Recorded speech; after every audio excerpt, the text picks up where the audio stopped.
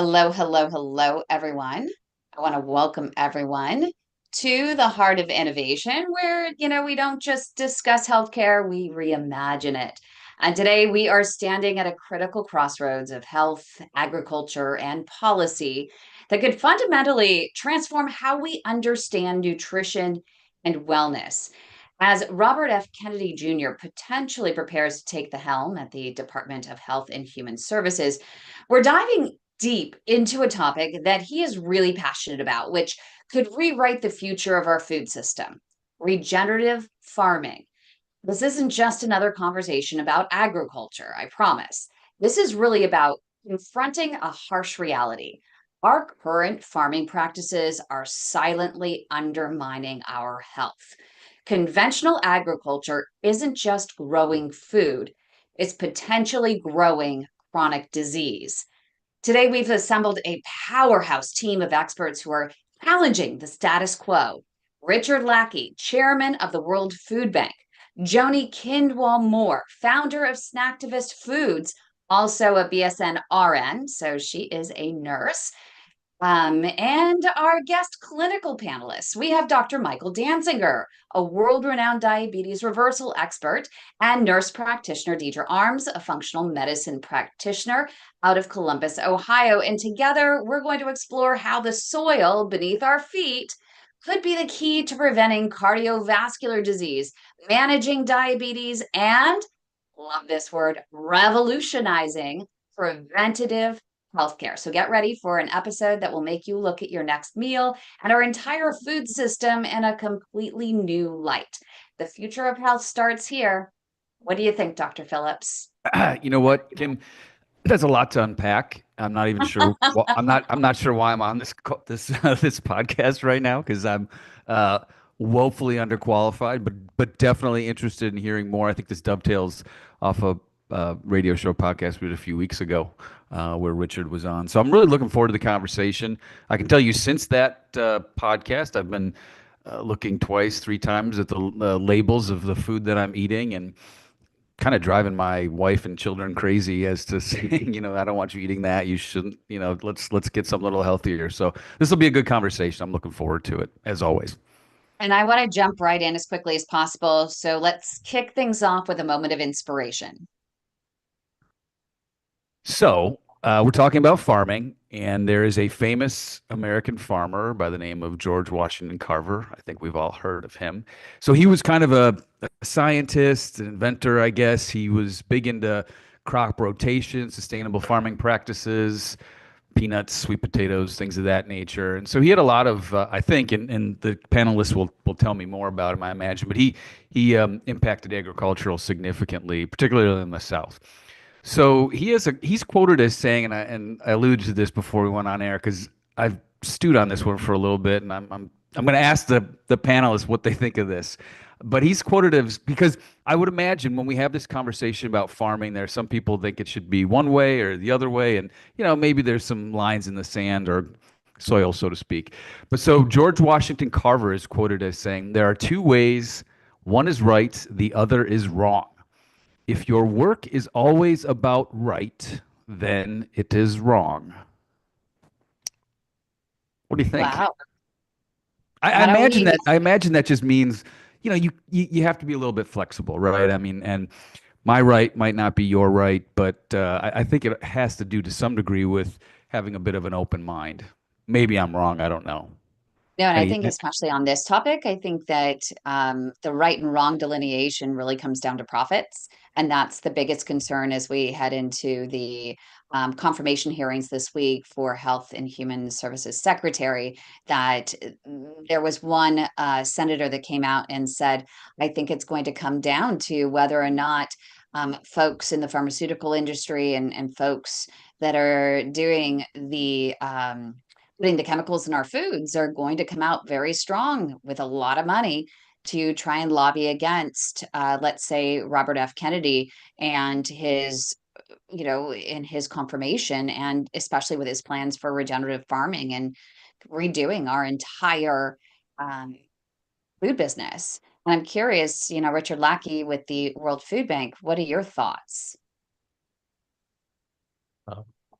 Well, it's a great quote, and I would concur with you, Kim. I think that Joni would probably say the same thing with her experience in regenerative agriculture. Um, they've spent years trying to define what is regenerative agriculture, and oftentimes, in business, we say you have to set goals that are quantifiable. If you want to qualify them, they need to be quantifiable, and so that you can't reach goals that you don't know how to measure them. And in general, I kind of agree with that. But in agriculture, it's a little bit different, in part because it's a lot more complex. And so in the organic movement, and this may be a place to break this apart, in the organic movement, it was quit using all chemicals, don't do anything like that, grow with nature, partner with nature. The problem was that if your soil is dead, it just doesn't come back to life immediately. There needs to be certain things, and you may be overgrown with pests, and there needs to be some management. So the regenerative idea um, was more, we're going to take you where you are and put you on the path to doing better. And this is where we want to be, but we want to take the next step to move you forward in getting better. We want to keep roots in the ground. We want to get soil healthy. We want worms and bugs and a biome that's going to translate the needs of the plants to the soil and to the roots, and then refer that nutrition back into the plant. But you can't do that. The healthier the soil is, the more you can do that. But to get started, we say, I'll give you an example and leave it there. In the South, oftentimes we say, well, keep roots in the ground and keep the ground covered at all times, and try to keep living roots in the ground. Where if you live in northern Montana and it gets to be negative 20 degrees a few months a year, it's very, very difficult to keep living roots in the ground all that time. And actually, they're finding that after years and years, many people are actually able to do that. They actually have grass living underneath the snow. But it doesn't start overnight. It takes years of working and prepping and running animals on that properly, and having a variety of plants living there. And that does it, just like health, just like with the human enteric system. You can't just turn someone from having a torn up biome into a perfect biome overnight. It's a slow and steady process. So I think Joni Kindwell-Moore, she is the founder and CEO of Snacktivist Foods. We're going to find out more about that in the next section. But before we get to that, it just seems from what Richard is saying from the World Food Bank that there is a right and wrong when it comes to our food and our health. Yeah, I honestly feel like it's a very dangerous endeavor to put a prescriptive, reductionistic paradigm on something that is nature driven, because just like George Washington observed, like, if you're so obsessed with just the right way, chances are, rather than responding to the needs of your system, you're going to be responding to the needs of your paradigm. And that makes you degenerative by nature, because you're not working in response to the system that you're working with. In the case of a farmer, you're working with soil, you're working with climate patterns, you're working with pests, predators, like all the different things. And so literally, to be a truly regenerative farmer, the only thing you really have to do, like across the board, is to pay attention to your system and respond to it. So it's really about power of observation and about continuous improvement. And it's more of a Kaizen approach in that way, where the minute you start worshiping a paradigm, you start neglecting the needs of your ecology. So that's the way I feel about it. So I think that's a really wonderful quote. I'm not surprised that was an observation that he came up with. And coming up right here on the Heart of Innovation, we're going to get to the root of our regenerative farming practices next, right here on the Heart of Innovation on KDOW. Don't go away. That was great. Wow, Dr. John Phillips. No, Great Kim, quote, great you're sounding quote. very radio-esque, very professional today. Really, you're super tuned in. I love it. Hi, Dialed in. Deidre. How are you? Where do you Great. guys So where are we taking this? I think that we need to probably introduce to get I don't know, should we start with, because we didn't really get to the heart of like what is regenerative farming, that kind of thing, but I think we should start off and say, hey, before we get into the heart of regenerative, you know, practices, we should probably hear from our clinical panelists, nurse practitioner Deidre Arms, Michael Dansinger, Yeah, and do that. let's get their thoughts on what's going on, the diseases, what we're seeing, and how it's related to food. Do it. Okay. I think that we'll go in this one. We can do between 8 and 9 minutes. So let us know, count down to 8, and if we have a little leeway there. Ready? Leave a breath, remember, after 1. That's right. 3, 2, 1. Welcome back, everybody. Thanks for joining us. A lot to unpack in the first segment there. And I think we're going to get into regenerative farming in depth, a little more granular in a few minutes. But let's bring in our clinical professionals, our experts in nutrition. A friend of mine, patient and nurse practitioner, Ms. Deidre Arms, as well as Dr. Dansinger. So we always talk about food is medicine. If that is true, then are we putting bad medicine in our bodies? Deidre? Good Oh, the question. answer to that is hands down yes. We are. I mean, most of what the American diet is ultra processed foods. So we're putting chemicals in that our body is unable to detox because we're not getting enough of the minerals and vitamins from the soil, from the foods to create optimal health. So I'm so excited about this topic because I love where we're going with things. And I think medicine needs to start involving people's food as part of that in every disease that we are treating. And Dr. Dansinger? Yeah, absolutely. I agree 100%. So there's no question that American soil is sick. The soil of the United States is not what it was 50 or 100 years ago. The soil is sick, and the soil is contributing to the epidemics of chronic diseases like diabetes, obesity, heart disease, and related conditions. And we'll want to talk a little bit more about why American soil is sick. But conventional farming has depleted the nutrients and the bacteria and the fungi and the health qualities of soil that end up in the food. And therefore, the grains, the corn, and the soybeans, which are all over this country, have been, excessively farmed to feed animals, and we're not taking care of the soil. The quality of our grains has decreased in terms of micronutrients and fatty acid profile. The vegetables have decreased in health quality, and it's contributing to metabolic disease. So the soil is sick. All right. Does it have a fever? No. But, I would imagine most But people it's giving listening. you a fever. does. It's giving me a fever. I know. It Well, can I'm just have saying, a like, fever. most Oh, people have really? probably Joni never. says it does. No, nobody.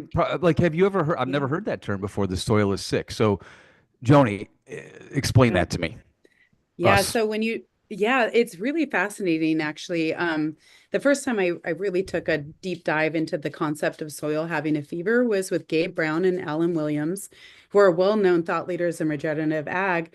And they were talking about the sampling of soil surface temperatures that they were doing when soil is not under regenerative management. So it's stripped, clear. There's no living roots in the ground. It's just been tilled. We've disrupted that microbiome. We've depleted a lot of the carbon. It actually creates a massive thermal boost in temperature. And so it's almost like I started thinking, because I'm an ICU nurse, so like burn victims are like my thing. I'm sitting in the ICU, like literally just days after talking to Ellen and Gabe about this. And I'm looking at my burn victim thinking, okay, like we have a burn victim here on Earth. Like we have disrupted so much of the skin, and we're not able to thermoregulate. It's almost like the earth has a fever.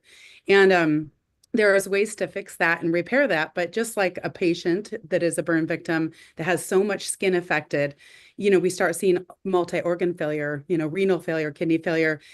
Same thing is happening in our soil. Our water cycles are disrupted and failing. Our nutrient cycles are disrupted and failing, and our carbon cycles are disrupted and failing. And so when we really think about the earth like a patient, it makes a lot of sense.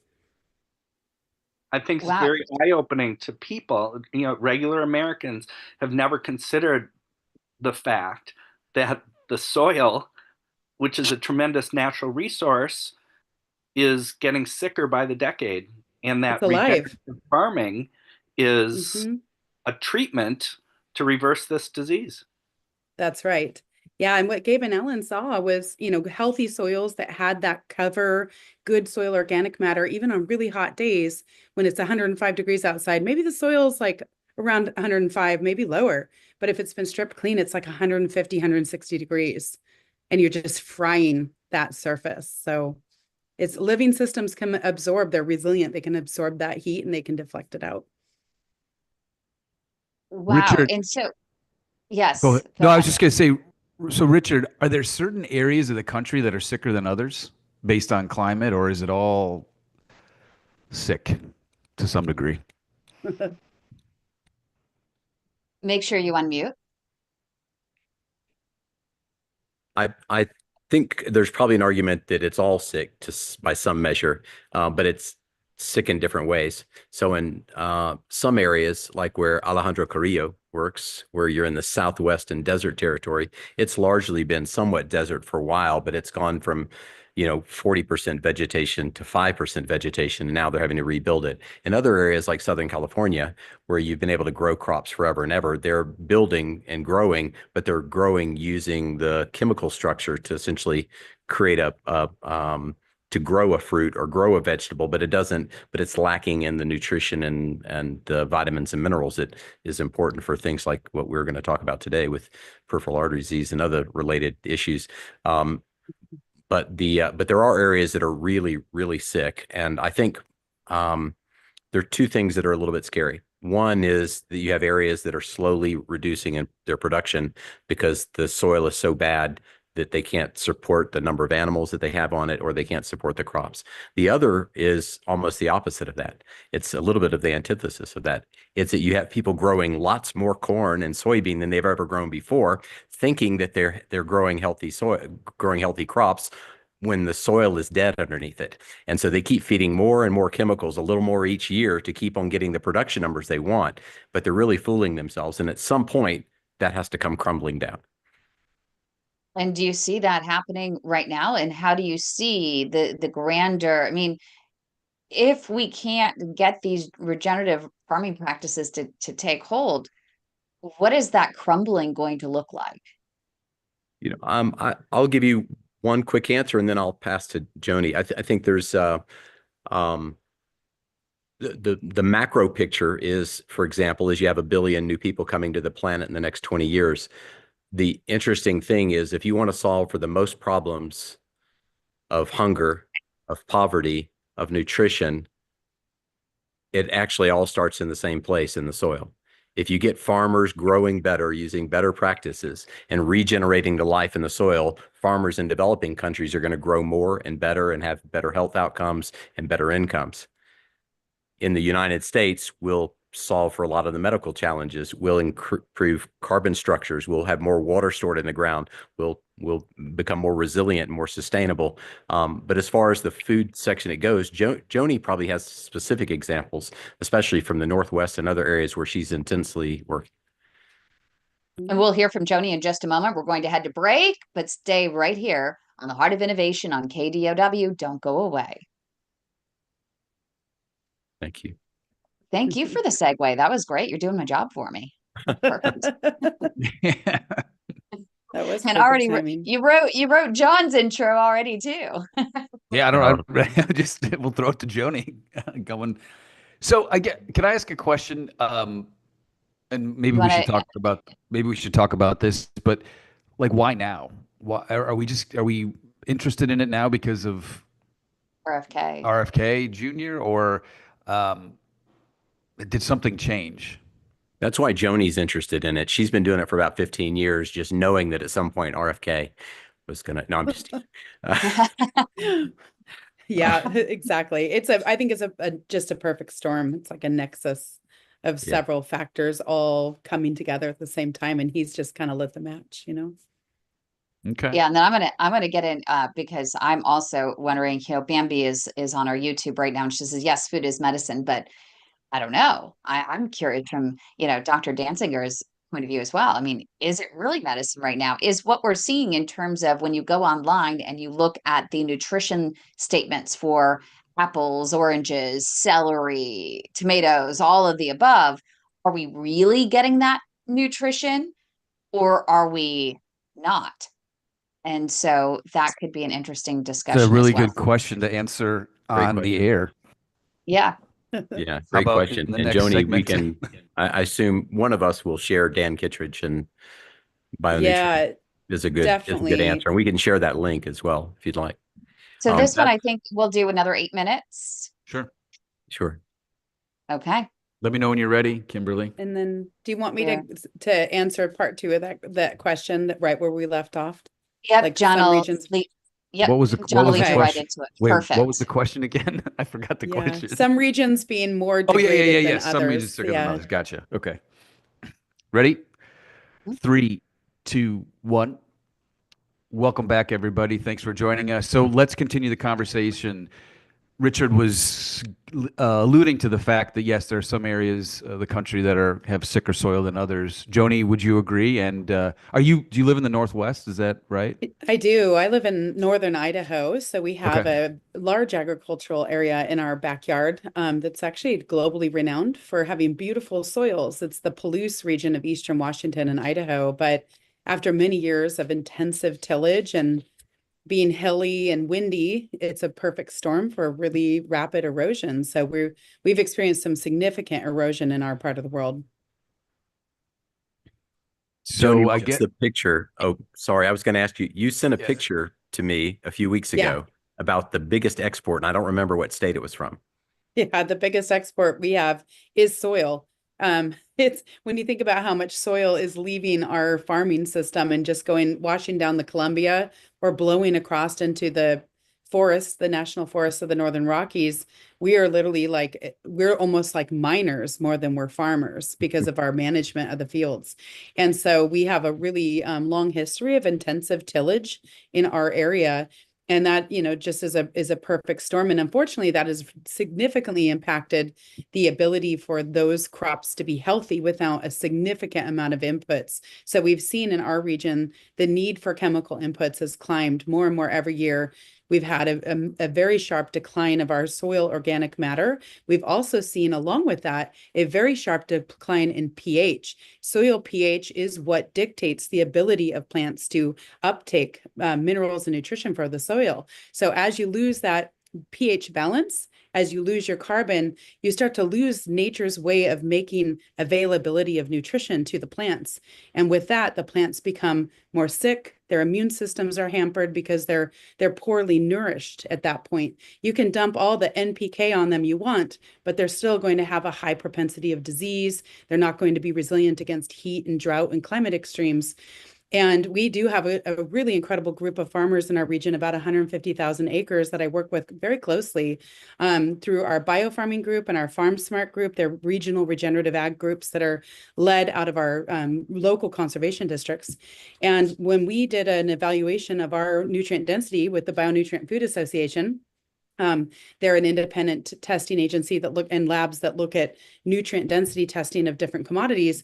They got our groups and said, what is going on here? Because their nutrient integrity, as Dan Kittredge always says, is completely different than our commodity counterparts in our area, where we have really sharp declines in micronutrients, especially in minerals. And so we can see in certain areas where we have these massive degradation areas, we see this sharp decline in nutrition. We see a massive increase in need of pesticides, herbicides, and fungicides. And that's how we start growing food that is making people sick, because we're only as good as the food we ate. And that food is only as good as the soil that it was growing in, because that's the food that our plants ate. So it's a really interesting system. So I'm curious from Dr. Dansinger's perspective and also then nurse practitioner Deidre Arms' perspective as well. So is food really medicine right now with what we're hearing? Food is the most important way that we can control our health. Exercise is also important, but really it's the food by far the number one opportunity to keep ourselves healthy, but also the most important way Americans are becoming sick from chronic diseases. Heart disease remains the leading killer of men and women in the United States, obesity, diabetes, etc. And the way that these depleted foods are contributing is a little bit subtle, but the quality of the grains and the fruits and the vegetables is reduced when we have depleted the soil. So the amount of micronutrients like magnesium, calcium, zinc, iron in the food is less. The quality of the protein in the fruits and vegetables is less, and the fatty acid profile in the grains, so less omega-3, more omega-6, which is contributing to vascular disease. And the way to restore that is to restore the quality of the soil. And then I'm also concerned about the fatty acid profile in the animals who are largely eating the corn and the soybeans. So if you drive, through the United States, you see mile after mile after mile of corn or soybean, which is mainly to feed animals. And when we just have monocultures of these animal feeds, it gradually worsens the quality of the saturated fat versus the unsaturated fat in the meat that we eat. So, the organic apple that I just ate before the show, is it maybe not as organic as I thought it was? Uh, Or as that's healthy? what, or as healthy. But I guess the bigger thing is, people that are listening, because I have the question that popped in my head, like, okay, well, what am I going to do about it? What do I do about this when I look at the labels, I buy, whole wheat organic, oats and whatnot. But I mean, what's the person supposed to do? I think we can only do as best as we have the ability to have in our environment, right? We know that many of these foods, like one orange nowadays, we would have to eat 10 to equal the vitamins and nutrients that our maybe great grandparents would have received from that same piece of fruit. And so I think we do as best as we can. I often see that's why so many people supplement in this world. We have this overabundance of supplementing because we are not getting in our foods what we should because of this sick soil and this conversation we're having here. So instead of an apple a day, I need about 10 apples a day. Yeah, to keep Dr. Phillips away. That's such a good point. Because, I mean, we blame Yeah. patients for their lack of satiation, and Yeah. this drive to eat. And we never talk about the fact that that's actually nature's way of telling us we're still majorly deficient in nutrition. And that's why when people eat a lot of super ultra processed foods, they eat, eat, eat, eat. It elicits this drive to keep consuming because you're still silently starving.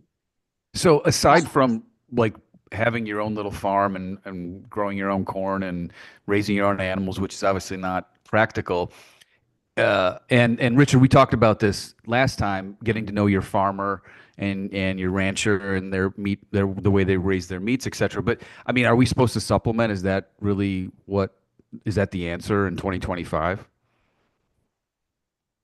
I think I think you have a couple of different things you can do. One is you do have perhaps to supplement. It depends on where you are, but the other is to pay more attention to agriculture. Many of you are based in California, and right now you have a dozen or more farmers that are getting shut down in the dairy industry. And if you can get those dairy farmers to grow regeneratively and get them to produce milk that you can buy locally, that will be exponentially better than the other milk that you get that's hyper pasteurized. It goes through ultra high temperature pasteurization. That process in and of itself kills all of the enzymes that God or whomever put in there so that your body could take it. Now we have people that say they're lactose intolerant. Well, it's because you killed all of the enzymes in the milk that make it so that you can tolerate it. And it's not A2 milk either, That's exactly right. That's exactly right. And so I would say just be involved, pay attention to agriculture in your community, go to markets, find out how you can help farmers and and pay attention politically, because there's going to be a lot of movement now with the government the way that it is. So. And coming up right here on the Heart of Innovation, great segue once again. Richard Lackey, you're invited back every week. Giving me that great tease, that great cliffhanger going into our break. Because coming up, we're going to find out policy-wise what can be done, what can we expect over the next 4 years. So don't go away. Stay with us right here on the Heart of Innovation on KDOW. Thank you. You do sound really good, Kim. You do. Doesn't she? I mean, like, It's fun. I know. It must be. I kind of want her to sing the opening and the closing. I think there's a song in there somewhere. But It's later in the day. is that a right? hidden talent that you have not shared, Kim? Are you a singer? No, not really. I don't know about that. I can sing happy birthday. Yeah, hang tight 1 second, because I'm going to get some milk that's in my fridge, and I want you guys to break this down. Hold on. Oh, goodness. So I did have, Richard, I do have the funniest video, if you brought it up. You know who Gordon Getty is? Famous composer, oil tycoon. So right. When I worked at Forbes magazine, he was one of my beats. So I ended up interviewing him and whatever. And, oh, wow. And we were up at one of his wineries. And I said, so, basically you say anyone can sing. And he says, oh, yeah, anyone can sing. And I said, what about me? He's like, yeah, anyone can sing. So he was like, okay, I'll show you. Repeat after me. La. And I was like, la. And he says, no. La.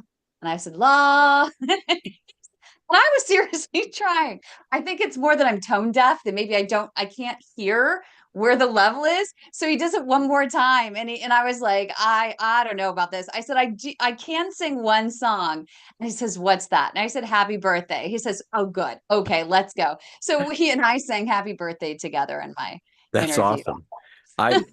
I was traumatized as a child. I was probably 13 or 14, and I was so excited because I got the job of Jesus in the Christmas play, and it was a Christmas musical. And you had 12 people sitting at the table, and they sing the song at the end. And the choir director said, Richard, how about you just mouth watermelon, watermelon. That's kind of your sign. When you're Jesus, they should give you a little bit of extra credit. Yeah. But when they tell you to mouth watermelon, that's your sign that you should stick to CDs and cassettes. So Kim, before we go into and I can sing together. Before we go into policy, can I just have them digest everybody? Because this milk, my son loves. Okay, but so is that okay to do that on air? What kind I'm not gonna. We won't know the company of the milk. Oh, but okay. Or can we know the company of the milk? It doesn't matter. We're a news program. We're on radio, so we can do anything we want. We can do anything. All right, cool. You guys ready? Yeah. We are ready. This one is, I think this is our 9-minute segment. So I think we have more time. And then we have 4. Okay. 3, 2, 1. Welcome back, everybody. Thanks for joining us. So before we get into potential policy changes with this new administration, I brought out some milk that was in my fridge because we finished the last segment about milk and how it seems to be ultra pasteurized. So this is Fairlife, okay? And, my kids love it. Oh, that's that A2 milk. That's that A2 milk. Is this good milk? Okay, because so basically they said their ultra filtration process, so that's different than pasteurization. But at any rate, so it has more protein than regular chocolate milk, less sugar, more calcium, and it does not have lactose. Is this a good milk or something like it? Should we be drinking this by the gallons in my household? Joni? A lot of people love that brand of milk, and it's been interesting, if we narrow it down to just the discussion around the A1 versus A2, which is it's a casein, like there's a protein in milk that dairy cows produce. And it was a mutation that actually created that split between A2 and A1 milk. And so A2 milk, we do know, is easier to digest. Like people just digest it easier. I don't know why the dairy industry shifted to A1 cattle. Because again, we can't talk about regenerative agriculture without talking about genetics, because genetics and genetic diversity is the foundation of a healthy biodiverse system. And our modern agricultural system has become very narrow in its genetic focus. So milk is an interesting example of that. But there are some studies out there that also show that A2 milk, populations that rely on natural A2 cattle, they actually don't have the same diabetes propensity. Like there's something going on there. I don't think they have enough research to unpack it fully yet. I don't know. I have never taken a deep dive there, but people love that milk. It's delicious. Is it A2? Is this A2 milk? It's A2 milk. I'm pretty How do sure, I isn't it? how do I know Like that? Alexander Farms. I'm not sure, but I always thought that was one of their value propositions. But my friend Carter Williams knows a lot about that milk company. I don't know a lot about it, but just talking about milk as a whole, people are starting to see this A2 thing as like a value proposition, and that might be part of it. I'm not sure with that particular dairy. I'm not sure if they're using A2 cows or if they've figured out like a filtration system that makes for a better quality milk. I don't know, Richard, do you know? Are you that I don't know buy specifically Alexander about that Farms. brand, and Deidre may Yeah. have some insights on that. The what I would say for people that have interest is a shameless plug, is to make sure to watch the new Farm Hero TV series coming out at the end of the month on EarthX TV, because we do feature, we'll have, it's later in the season, but we have a group out of New York that grows, that has organic cows. And I'm not a huge milk drinker, but I would drink that every day. It was the best milk, best ice cream I've drank since I can remember. It's sweet. It tastes like it has sugar in it. It doesn't taste like milk. It tastes like a specialty beverage. It's interesting. I see Dr. Dansinger over here smiling. He's our diabetes reversal expert. I'm curious if your perspective on A2, A1, I mean, is this A2 going back to regenerative agriculture practices? Is that what it's all about? Is that representative of it? And is it healthier? Kim, I'm going to have to study the literature on the A1, A2 question. I milk, soda has replaced milk over the last few generations, right? Our grandparents grew up with milk, and I grew up in the dairy, in Minnesota, where we drank, milk with every meal. And things have really changed in the dairy industry. But I'm especially interested in how we can fix our soil. That's Mhm. I want to know, our soil is sick. How do we fix it? Well, okay, so that's a good segue. Let's talk about some Cattle. potential. Okay, so what does the government do? What if you were a policymaker, Richard or Joni? What would you guys do? What's the first thing that you would try to tackle? Richard, you want to lead with that? Yeah, I can start it off, and you can add the whipped cream on it. The part of it is you have to change your attitude and the approach, right? So right now we have people that are medical doctors. We have experts in policy. We have people leading government organizations that have acronyms that say things like, we need to get rid of all the cows so that we can have a healthier planet. If we're going to get rid of carbon, we need to get rid of beef. If you're wanting to change the structure of millions and millions of acres of land, and you want to do it less than trillions and trillions of dollars, which will bankrupt and put everybody eating and living in a cave, you need to take the most practical methodologies. And while I'm a huge supporter of technology, and there's all sorts of amazing new technology coming out, you can imitate nature, but you can't replicate it. And nature is the most enigmatic model out there. If you're able to take animals and manage them, what we call amp grazing or managed grazing, where you take a bunch of animals in a small area and you move them on a regular basis, they poop on the land, they eat it to a certain level, then they move, and all that poop keeps the land covered. It provides nutrition for animals and bugs and beetles that convert into the soil, that build the carbon structures that help roots grow. And when you have multiple varieties of plants growing in a field, diversity works in nature just like everywhere else. That land grows strong with roots going down deeper. And when those roots are down deeper, they're translating, just like the neurology of a human body, they're sending messages out through the fungal systems and in the mycorrhiza saying we need more magnesium, we need more selenium, we need more iron. And as they do that, it will be found and it will be bound and it will be sent into the plants, creating better nutrition, which means the next group of cows that come on it next year are eating even healthier grass. It's a cycle. And I think Joni said earlier, when we really look at things as a water cycle, as a plant cycle, as an animal cycle, as a carbon cycle, when you look at all of those as cycles instead of independent things, we start to realize that there's all of these synergistic impacts that we garner from looking at it as an ecosystem. And so making sure, I mean, if you're talking about healthier milk, which we were at the beginning of this segment, then you're looking at regenerative ranching. So looking at those ranches that are using the regenerative ranching practices to determine which milk you should be drinking, whether it's A1, whether it's A2, whatever it might be. It's not about that. It's really more about what's beneath them and how they're taking care, tending to the land. Is this a federal issue or a state issue? Yes. Both. Yeah, it's both. Definitely, because there's a lot of policy in place that actually makes it really difficult to switch to soil-centered management practices like regenerative ag embraces. So, for example, the way a lot of our crop insurance programs are set up, we know that like having multiple species growing in a field creates more diversity in the soil that helps regenerate the soil. However, in a lot of places that is prohibited because of crop insurance. And so by doing these methodologies of management that contribute to soil health and soil repair, you're having to make that choice of like, do I get my crop insurance or do I not? So the farmers are having to decide, do I serve the soil or am I serving the policy?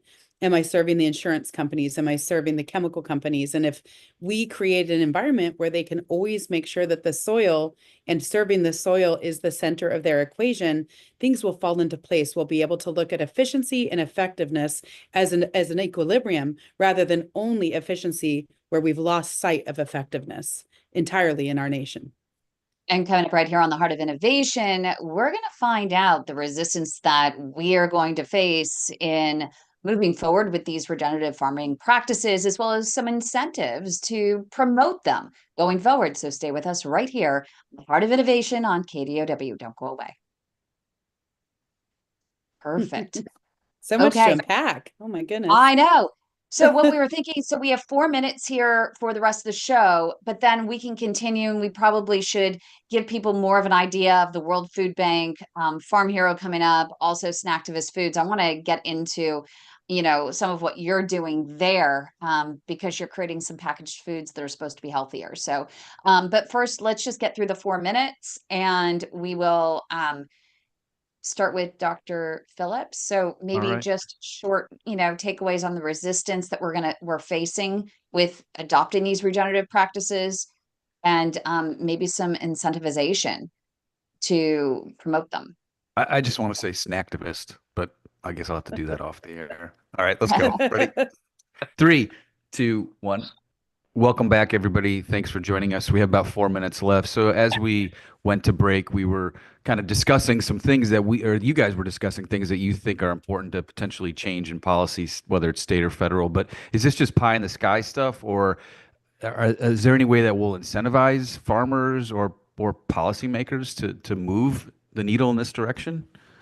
Joni? Absolutely. Yeah, absolutely. I think that there's a lot of change coming when it comes to shifting incentivization, both for economic, just economic frameworks, but then also larger frameworks that are kind of beyond just the economic paradigms that we normally respond to. Like there's a lot of interest with larger purchasers, supply chain partners. We work with a lot of those folks where they're starting to think, we've made commitments to carbon neutrality as a corporation. How can working and partnering with regenerative agricultural, stewards, whether it's on the livestock and animal or on the plant side, help us get and reach those goals? That may not necessarily be an economic argument. It's literally a shift in thinking about externalities and thinking about soil and soil health as an asset class. I mean, that's like really interesting concept right there alone.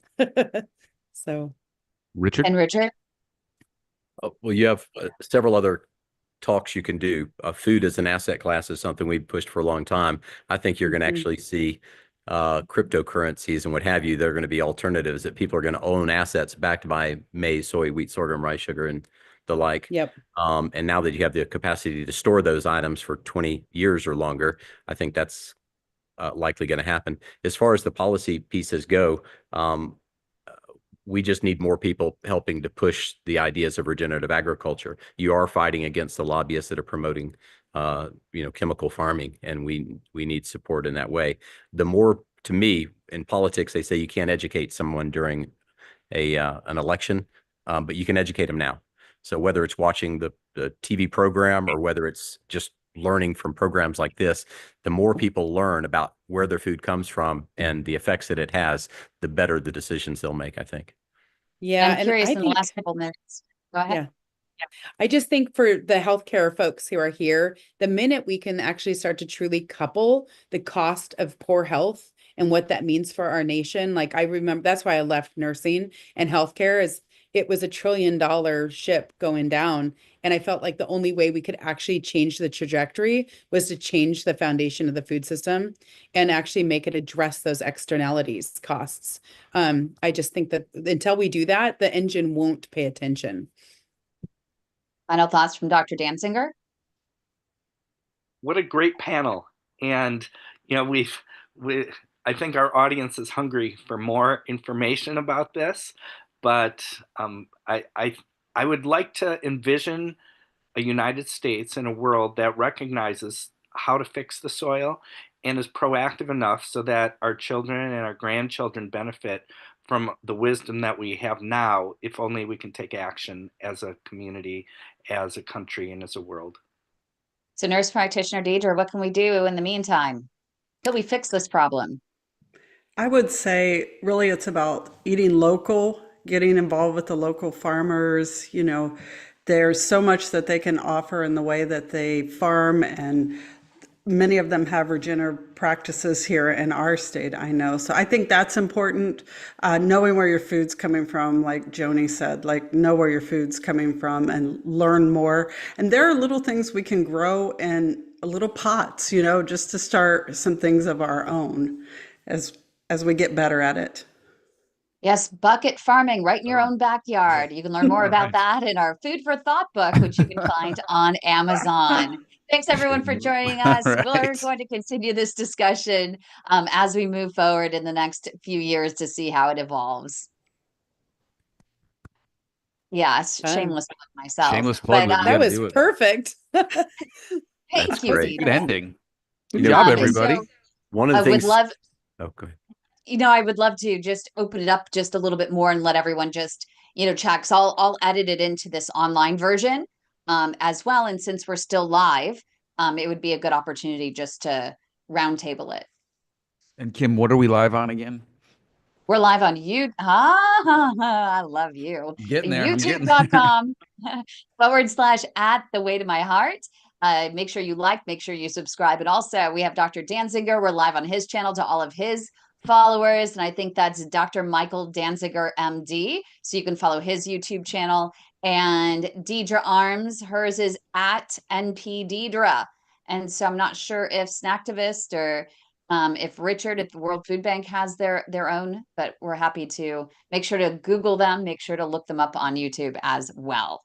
So yeah, let's find us on LinkedIn as well. We're really active on LinkedIn too. Yeah. As well. Okay. So what have we not touched upon that we should get to? I know, Richard, you wanted to jump in. I was just going to say something kind of based on what Deidre had mentioned. There is a big push and there's a lot of support under the Making America Healthy Again movement to start something that was started 80 years ago, which are called victory farms, where people they build their own garden outside to make sure that they're sustainable. If they lost power, if they had some other incident or whatever it is, but they're growing some of their own fruits and veggies in their backyard. And so you're going to see a lot more about victory gardens coming, I think, in the next year or two. I guess what I want to know as a listener, and we talked about it, know your local farmers and whatnot, but realistically, for someone that's just shopping in the grocery store, and I know we've talked about this on the show as well, like looking at labels and things, but like, how do you truly know? I mean, again, I got the milk here. It looks really fancy and it looks super healthy to me, and I think it is, and it's more expensive, but whatever. But I mean, just some little hints and tips for patients, I think, would be really helpful. I'll give you couple things. One is we don't take much time to think about where our food comes from. Like the milk that you buy, how many people have bought the same brand of milk for 10 or more years? And how much research did they do to determine where that milk comes from? Most people don't have no idea where that milk came from. They have no idea what's in that cereal they eat. If you take 10 minutes and do the research on the frozen foods you buy, on the milk that you drink, on the beverages that you drink, just do a little bit of research, read on the back, see where it comes from, do a little research online. Then you can buy that same thing. You research it once, you can buy it for years and years, and brands appreciate that. That's one. The second is groups, and Joni had mentioned earlier, we were talking about Dan Kittredge with the Bionutrient Association. And Dan has a technology, and there's a couple of other companies creating similar technologies that essentially look like it's about that big, yay big, 5 inches long and a couple inches wide, and it is it uses IED or IED. It uses what do you call it? The lights, LED lights. IED. I've been talking to people about bombs. LED lights, and you can shine it onto a fruit or a vegetable that they have in their database, and it goes 5 mils deep or whatever into that skin, and it can tell you what the nutritional content is of that. So, and it's going to be under $100. So you're going to have guys and gals walking through a produce section, looking at a pepper or an onion and going, wow, this pepper is 3 times more nutrition than that pepper. They're going to buy this one and not buy that one. And groceries in turn are going to have to say, I'm discounting your pepper. I'm not paying you as much, or I'm going to pay you a premium for this one. And eventually nature will carve out those people that are not growing the more nutrified vegetables and fruits. So the folks that are interested in the long term need to start using practices that'll grow healthier soil so that they grow healthier vegetables so that they can they're sustainable, because the market is going to push them out if they don't. It is. And I mean, this revolution in handheld spectrometry. So it's like a spectrometer, like back in the day when I was doing research, we had those and they were sophisticated $1 million instruments. And now they are handheld. Like we actually have been able to scale that technology. So not only can consumers have that at the point of purchase, but also farmers can have that in the field. And what that's doing is for farmers that are in the field and they're having access to these more nimble, inexpensive testing methodologies, is they're able to start to put cause and effect together with the outcomes of their nutrition of their crops. And that's what's incredible, because I literally just spent last week with a couple hundred farmers, and some of them are starting to do this with SAP analysis and with handheld spectrometry, where they're like, wow, over here we did this and we added this organic amendment, or we did this certain regenerative management, and whoa, look at our bricks, look at all these results. And now they're growing food rather than commodities. They're growing for effectiveness, flavor, nutrition, not for just efficiency, which is just yield. So it's going to change the whole paradigm in which we look at food. So are these devices available on Amazon? They are available, and Bionutrient Food Association was selling them for a while. Some of the things that we've run into is they have to be calibrated.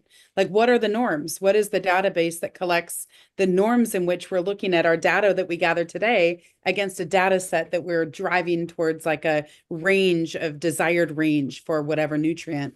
So that's some of the work that's been done over the last 10 years, really.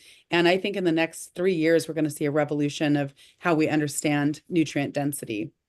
So you think the change is going to come not necessarily from the top down, but more of a groundswell 100%. of people. Oh, interesting. Interesting. Yeah. And that's part of really what needs to happen in general to rehumanize our food systems again and make them resilient and to reflect the needs of a community. Is we need to re-embrace distributed food systems, not these highly consolidated systems like our grain sector is owned and controlled by 5 major global entities. They own all the seeds, they own all the inputs, they own all the processing facilities, they own the markets.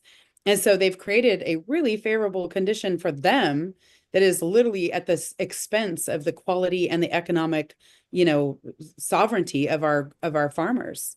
It's crazy. And it's not resilient. I mean, it's when you look at global instability or, whatever catastrophe that could come our way, like COVID, that creates disasters when it comes to availability, because distributed systems are more resilient.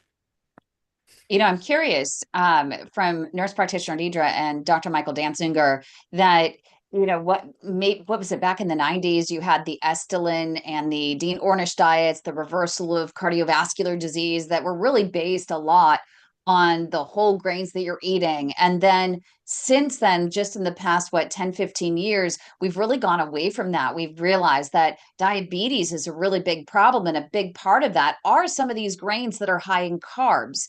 And I'm curious, do you think, especially Dr. Danziger, you say, the soil is sick. Is that one of the reasons why you just don't want to advise your patients to be eating all of these grains at this point? And do you think that regenerative farming practices may change that? Great question, Kim. So even though we've pointed out that the quality of the fruits and the vegetables and the grains have been going downhill decade by decade, you still want to keep yourself healthy by eating foods that are as close to nature as possible, foods with one ingredient. You want to eat a tomato, you want to eat an apple, you want to eat whole grains, even though the quality of those foods is not quite what it was generations ago. The What we're trying to steer away from is foods with a million ingredients and foods that are highly refined. And so everyone recognizes that whole grains are better than refined grains, but that fruits and vegetables, I think, are better than whole grains. And so we should still be eating salads, and in many cases the organic versions of the fruits and vegetables that we put in our salads and in our bodies are superior, but that's not always the case. And if we could all grow our own on soil that's not depleted, that would be superior in every way. And so it really is the ultra processed foods that have a million ingredients that's making us sick. But we have a big problem in this country in that we're depleting our soil. And so we know that regenerative farming is going to improve the quality of our foods. So for people with diabetes, you don't have to shy away from fruits and vegetables. You want to shy away from refined grains and lots of sugar and the obvious things. So those are my But thoughts. before, I know Douglas has a question here, but I'll play devil's advocate. Dr. Danzinger, I'm on a fixed income. My budget, I have a hard time getting fresh fruits and vegetables, let alone going to meet my farmer and picking the grains and whatever. So what do you do there? Because again, a lot of my patients, they're eating stuff out of cans, which that's even worse because there's so much sodium in it and stuff. But how do we make these foods more affordable for people? Yeah, that's an important point without any simple answers. I would still point out that in many cases, the processed foods that we're eating are more expensive per pound or per calorie than the fruits and vegetables. You can still find vegetables for under $1 or $1.50 a pound. You can still find fruits for under $2 a pound in most places.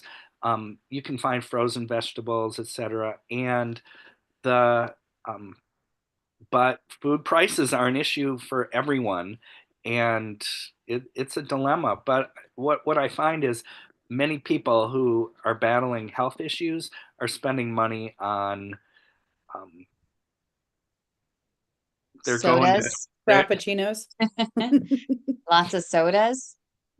a lot of takeout meals that are Yeah. more expensive than what you could make at home, or expensive coffee that you get at The Frappuccinos. Yeah. and so Mhm. when I really drill down, when people are concerned about money, if they would do more home cooking from Mhm. store-bought ingredients than what they actually are eating, which is a lot of takeout and restaurant food, they would save money each month. It's so interesting that you say that because I have patients that I buy groceries for, things like that. And they would say, I can't afford the good groceries. And then they're buying packs of cigarettes. And I'm like, no, wait a minute. You have enough money to buy the cigarettes, but you don't have the money to buy the healthy food. So it's just we all have to prioritize, right? And I always say, with our family is, we gotta prioritize what we're eating. That is the number one. You always need to make sure because if you don't have good food, then you're going to get sick, and everything you're doing right now is just going to be a moot point later on when you're sick and you can't enjoy it, right? Yes. So so But you I with don't want to. So an investment. But I It's an don't want to investment. dismiss the problem that you raised, Dr. Phillips. Yeah, people do need to spend money on groceries in order to keep themselves healthy, and it's a dilemma for a lot of people.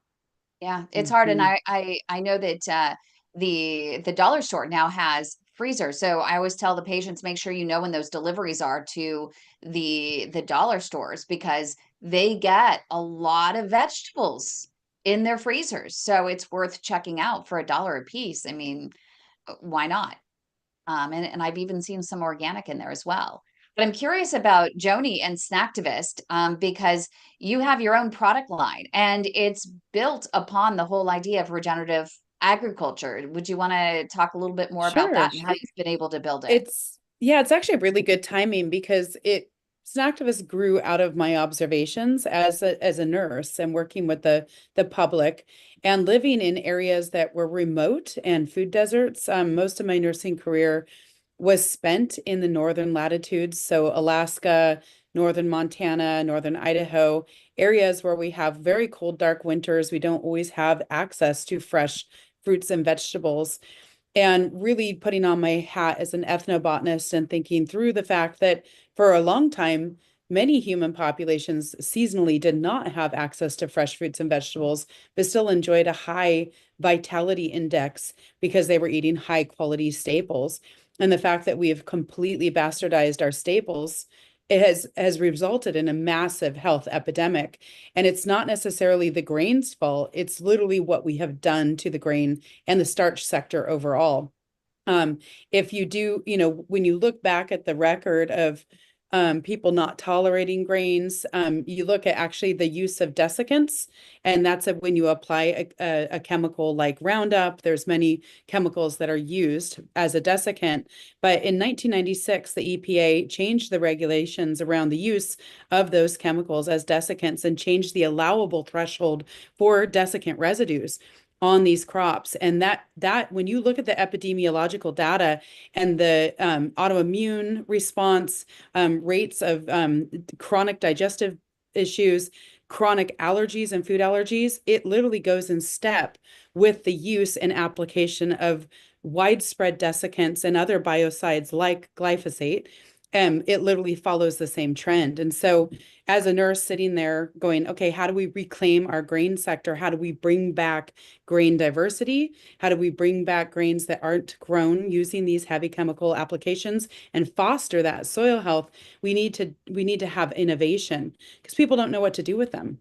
And so that's what Snacktivist was based on, especially in its early years, was like, how do we elevate these opportunity crops or forgotten crops, including grains and pulses. And we do actually work with potatoes and bringing back different types of potatoes that have lower glycemic index, higher protein. So they're not just starch bombs that are covered in chemicals. That is what our modern grain and starch sector is anymore. It is just carbohydrates bathed in chemicals, and it hammers your microbiome. It hammers your glucose in your metabolism. And there's a reason why it's making us really sick. So I did build a brand, and we actually never launched a lot of the products that we founded our company on because I realized it was, building a brand and getting things out into the market is a heavy lift and very capital intensive. As a rural founder, you don't really have access to sometimes the tools you need to really, get out into the market. So I ended up working with many, many farmers and got into supply chain work. So in addition to having a product line that brings ancient grains to the modern table, we actually do a lot of work with brands that are already on every shelf in America that want to have better quality supply chains. And we help them access millions of pounds of what they need from farmers that are using regenerative agriculture and can deliver a promise of a clean commodity. So whatever that crop is, we can say, hey, we tested all of this. There is no glyphosate residue on this. It is safe to take to your customers. And so we work and we do this innovation work where we bring together the farmers, the processors, and the market players, and we bring them higher quality food that is, going to change the notion of how people eat and understand quality. So that's the other hat of Snacktivist. We do two very different roles in the market. So Joni, I'm assuming, yeah, you must eat. Do you eat the foods, right, that you have? Do you notice a difference, like in your energy or just overall health? Oh, 100%, absolutely. And I mean, I've always been kind of a granola cruncher. So my kids always laugh that they were those kids that had to bring like oh, your parents must be hippies. Look, you guys have healthy food again, all made from scratch in an aluminum container. But what's interesting is as my kids have aged, I think that's the most interesting thing. They went through their they go through the teenage years. They're like, I'm not eating this stuff anymore. I'm just going to go eat it Wendy's like everybody else. And they're seeing the difference. They come home and they're like, we're over it. We can't eat that stuff anymore. It makes you feel horrible. And then I have heartburn and all these other things that people complain about. And, most people, if you look up Snacktivist right now, the most readily available consumer product is a baking mix. I personally don't use baking mixes because I cook from scratch. I am not a ready-made packaged food consumer myself. But what we heard from our consumers in the early years was like, you have to make this easy for us. If you want us to make a pancake that's out of whole grain teff and millet, make it easy for us. Just add water and that's it. So that was a response to our consumers during COVID that were stuck at home trying to, feed kids healthier options, allergen-free options. And so that's, you can go to a store in New York and buy our products. But honestly, where we're shifting is away from that because we don't think that eating a lot of processed baking goods are necessarily great for your health, to be honest. We're more concerned with like, how do we systemically impact the food system so that everybody has access to better quality staples that are affordable. So no matter what, these mixes, so I shouldn't be getting mixes. I should get the grains themselves, the ground grains It's themselves, the best. and then create the mix myself. Okay. Yeah, if you want to go gotcha. buy our mixes, that is great. But I'm always really careful about saying that they are not the healthiest thing because if you're going to be a purist, you're not going to be using a ready-made packaged mix. It's not the ideal thing. And people would probably go, oh my gosh, I can't believe you're saying that. But I'm an activist first. I'm a businesswoman second, and that is just the truth. So we have to change our food norms, but people have to be brought to the table of how to do that. Most Americans don't know how to cook. So for them, it's empowering to pick up a bag of baking mix and go, oh my gosh, I made fresh baked bread. I have never done that before. Thank you, Snacktivist. You led the way. That's the gateway drug. They're going to start feeling better because they're empowered. And that line is a gateway drug to getting them to really take control of their kitchens again and make friends with cooking. So this is music to the ears of nurse practitioner Deidre. It is. It's hard to do. What we love is when, yeah, it is really hard to do. And Dr. Dansinger, do you think any of your patients will be doing things from scratch? I'll let them know about Snacktivist and the website. And yes. Oh, yes. Snacktivistfoods.com. And my favorite product that we make is our whole grain sorghum focaccia bread. And so sorghum is a forgotten grain from Africa. It's a staple in Africa. It's actually grown. It's the fifth most commonly grown commodity in the United States. But most of it is not grown for human consumption. It is a superfood grain. I mean, when you look at the nutritional profile next to rice it's insane. Like, I can't believe we're not eating this every day, but people just don't know how, you know? And so we've really developed great lines that are going to start going into campus dining, so people can eat them as a rice substitute. They can eat it as a garlic bread, like our focaccia bread, if they want. You know, really, how do we get these grains to the public and demystify how to make them palatable and great to enjoy? So is that the actual, or is that the processed? Are we talking about the easy for Kim mixes, or are we talking like ultra? Because I want to do ultra healthy. So if it's Yes. ultra healthy and I can get Yeah. it, and it is the Yes. healthiest.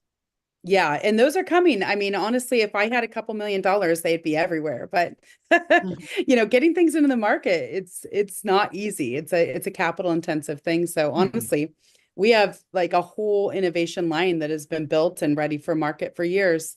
Just needs a little bit of capital to get in there. So It's just so interesting to see how our food and everything has evolved, because whereas, you know, when I was younger, I didn't have any food allergies or anything like that that I thought of. And then as an adult now, I end up finding out that I have the MTHFR mutation, which makes it difficult for my body to turn food into fuel. Now, was that always triggered?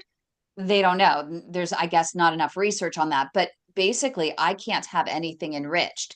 And what's interesting is I can't have any of the breads or pastas or anything here. But there is a pasta place out of Italy that everything's grandfathered in. There's no pesticides, blah, blah, blah, blah, blah, no GMO. And I can eat that pasta. And it actually says yep, on it, low glycemic, which I just naturally low glycemic, which I know yeah. that would be music to Dr. Dansinger's ears too, but I couldn't believe it. Even my brother, who is celiac, can actually eat this pasta from Italy. How interesting. You know, and there are so many cool stories like that. And pasta is something that's really fun. In fact, we've applied for a grant to catalyze this product that would be a regenerative pasta out of the Northwest that is durum wheat grown in Washington and blended with sorghum, millet, and garbanzo bean flour. So it's like a regenerative rotation. It delivers a really cool nutritional profile and highly digestible. I mean, if you can tolerate wheat, of course. And so, you know, those are the kind of things that we need to see more innovation in the United States. I think most of the pasta we have on the shelves is pretty much garbage. It's so ultra processed. The wheat was grown under chemically intensive, poor soil conditions. It's just a staple. It's just it's a filler. And unfortunately, fillers make you feel bad. So yeah, it'd be cool to actually learn more about this pasta in Italy, because there's a lot of cool stories like that that come out of Europe, France, Italy, throughout Europe. Yeah, I'll email you a picture of it. I think it's Yeah. called Timilia, but I get it right here in Marin. They ship it in, import it in. It's an Hmm. Italian man, a little Italian shop called Amphora Nueva in San Anselmo, California, that I get it from. Love So that. That's yeah. amazing. Well, I Yeah. don't want And, to. you know, we just need more of that kind of food in the United Yep, States. And we can we make it do. here, but we have to make it fully connected to the soil. Like, it has to be built a regenerative by design product development pathway where you know, you partner with the farmers, you partner with the seeds, because you're only as good as the seeds and the genetics, honestly. Poor quality genetics will create poor quality food if you're looking at seed stocks. So that's what Italy never lost. They never lost that. We have lost that culinary and agricultural heritage here in the United States, and we have to fight to bring it back. So that's what Do you snacktivism is all about. do you find, and I still do, I want to hear Dr. Phillips say it again in a minute, but I'm curious, do you find that your phone is ringing off the hook? And even Richard, if is your phone ringing off the hook with farmers really wanting to get into these regenerative practices and wondering how they could do it, and they could do it effectively and efficiently and especially cost effectively, still, you know, improve their profit margins? Or do you still find that there's so much resistance that you're like literally having to kick in the door and, you know, waste your breath? I mean, you know, trying to convince people to do the right thing. Back to the beginning that we were talking about right or wrong. I think in this case, food needs to be medicine, and there is a right and there is a wrong. I have hundreds of farmers calling me all the time.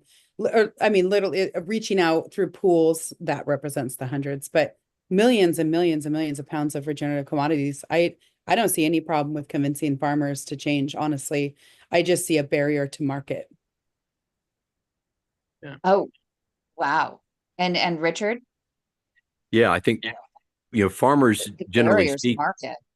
generally speaking, they want to grow good foods and they want to keep their soil healthy.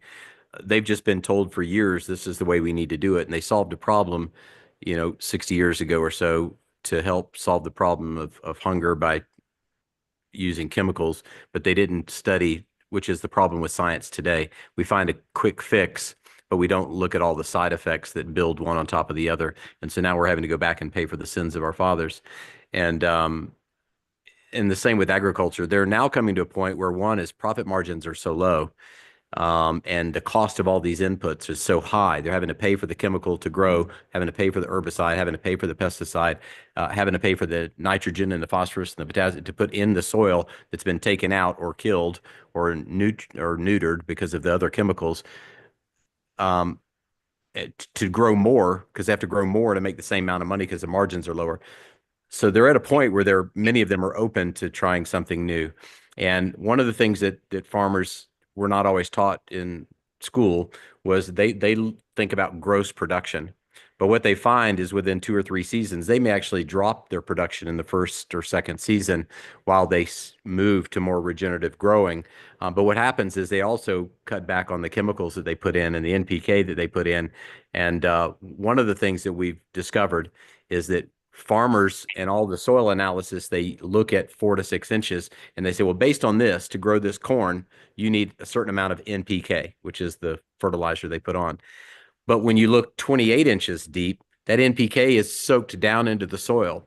So if you can get plants to go deeper, they'll find the nutrition that they want, and you don't need all that NPK. But if you load the top, the roots go like this. If you lessen it, the roots will dig deeper because they know it's down there, and you'll actually get stronger plants and healthier fruits growing from that. So once farmers get into it, I think they see the benefit. And when they quit spending so much on chemicals and soil amendments, then they realize that their net margins are actually higher. But it's a change, it is a change, but I don't know too many that have gone back. Once they've switched over, they see better grasses, they see better product. I don't know of too many that have ever gone back once they started using regenerative. Yeah, and they're excited to get up and not just go, what are we going to kill today? They literally get up and they start to steward their plants. They're like doctors, it's like they get to go back to healing people rather than fixing problems. They get to go back to healing their system rather than fixing the issues or killing the bugs or killing the fungus or whatever.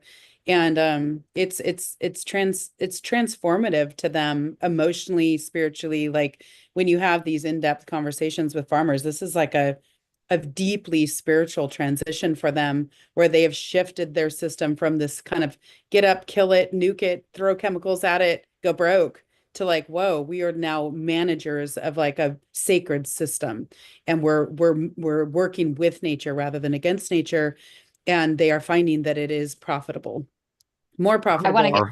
Our hope, Kim, is that's also translating to younger people. Now that next generation is saying, hey, farming can be fun again. And it can do something that's really valuable to my friends and my colleagues and my community.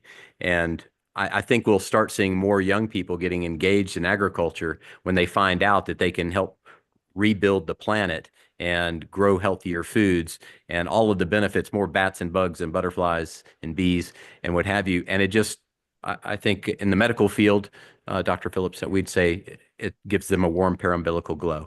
It makes them feel.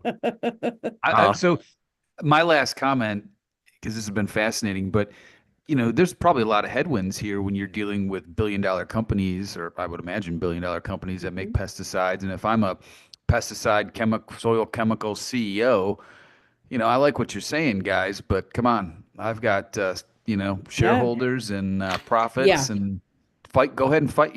I've got I bet you I get some good lobbyists. So that's got to be really disheartening. And that's a big deal. That's a big deal too, because you think about the average American and their pension or their IRA, like if you're part of the teachers union, chances are part of your portfolio is Syngenta, part of your portfolio is Fair. And so we can't just implode these giant companies because they actually stabilize our entire economy. So how do we work with these guys? Right. I know that can be a little scary, but they know the future's coming. I mean, we've had some pretty in-depth conversations, and they know things are changing. So I think it's a race to innovate for them, because there's a lot of support that's needed. There's a lot of ways to support this transition besides just selling toxic chemicals that cost the taxpayers lots of money in medical care. I want to get to Heinz's question, and then we'll have final thoughts, because I don't want to take up any more of your time. I could talk about this all night, and I want to get everyone's just last thoughts in there. But I Heinz think has a Richard and really I good too. question. Yes. Yeah, it's very interesting. Really, it is. But I wrote my question out on the comment there. Since many of our current foods have lead and cadmium, like meats, vegetables, grains, would regenerative farming hinder those bad products? And then you got rice with arsenic and things like that. Would that That's help? a great question. Mhm. Yeah, that's actually a topic that we work on a lot. I actually have a very close collaborator brand that does testing for heavy metals in all of the crops that they purchase. And we provide technology so that they can validate the test results on blockchain. I have a company in the tech space as well that works on that framework. And what's fascinating is that we have seen a lot of demonstrations of toxic residues being mitigated through boosting carbon levels in the soil, because you really bring back that biological enzymatic activity. When you think about what a healthy soil is, it's constantly generating tons of sugars. It's pumping so much sugar and so much food into the soil. And that wakes up this like sleeping layer of billions of little microorganisms. And all those little microorganisms help to buffer a lot of these salts, toxic salts and chemicals that accumulate in soils. And so, while if you have like a really horrible contamination, obviously you're going to have to do a lot more mitigation than just that. But my observation in looking at different heavy metal analyses is that regeneration can help us restore that healthy balance and not have those toxic levels in our food.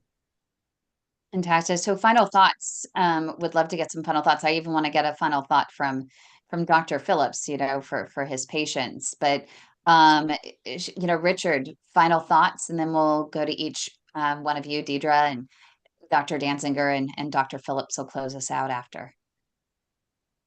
I would just ask people to be conscious eaters, to think about where you go to eat and ask questions of people, and support your local farmers and ranchers, and also pay attention to policy, because in the next 2 years it's going to be a really, really huge thing.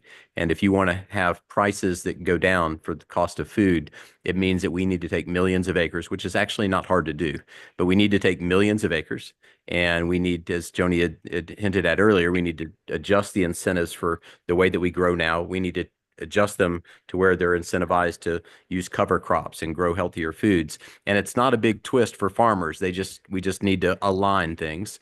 And so policy has a lot to do with it. So pay attention to politics. I don't care for politics, but there's some, when it comes to your personal health, in this case, for the next couple of years, you need to pay attention. And it's at the tip. We just need to push it over. And we need everyone behind it, whether it's sharing it on LinkedIn and Facebook or what have you. Share the knowledge. If you meet with farmers or meet with ranchers and you like what they do, share it on Facebook, share it on LinkedIn, and help create a virality to the effort. And this needs to be a bipartisan issue. Our health is our health. 100%. Our health. Everybody wants healthier soil, cleaner Yeah. water, cleaner air. Yeah, you're right. That's one of the great It's a things I like unifier. about it. Is that Yes. everybody, when they hear it, they go, that's common sense. I tell my Yeah. children common sense isn't that common anymore. But it'd be good if we could make common sense the standard again. That'd be great. Dr. Dansinger. I think this is such an important conversation, and it's time to get the word out there. Americans want to know that their soil is sick and that there's a way to fix it. And everyone wins when we do that. And if it contributes to disease prevention and disease reversal, everyone wins. So those are my thoughts. Nurse practitioner Deidre. Well, I think this is a great topic, but I actually had a question for our patients and people out there in general. Is when they go into the grocery store, is there a way for them to recognize regenerative farming products so that they can start to make these small changes over time and kind of build on that? Like starting small is where I start with all patients and just kind of building on that. But in the grocery store, how can they know the difference when they're looking at all these foods? Joni? It's really tough right now because there is a little bit of a turf war over like regenerative verification trademarks. And then there's not an agreed upon like definition. And so regenerative as a category has a lot of work that needs to be done to differentiate itself and access the market right now, because there's still a huge disconnect. I mean, I know so many regenerative farmers, and 99% of what they grow goes into the commodity silos. It doesn't get put into a segregated channel so people know that they're eating it. Ideally, I would love it to where it becomes the norm, so it doesn't need a label, and that the super degenerative, super highly processed stuff should have the label, and it should probably be a skull and crossbones. But we won't go there today. But it's like, honestly, why do we have to label the stuff that is good, when we really should probably be shifting to labeling things that are potentially harmful to your health? That'd probably be a lot more effective. That's a really good point. And you also had mentioned that device that you could probably buy online somewhere that, would help, right?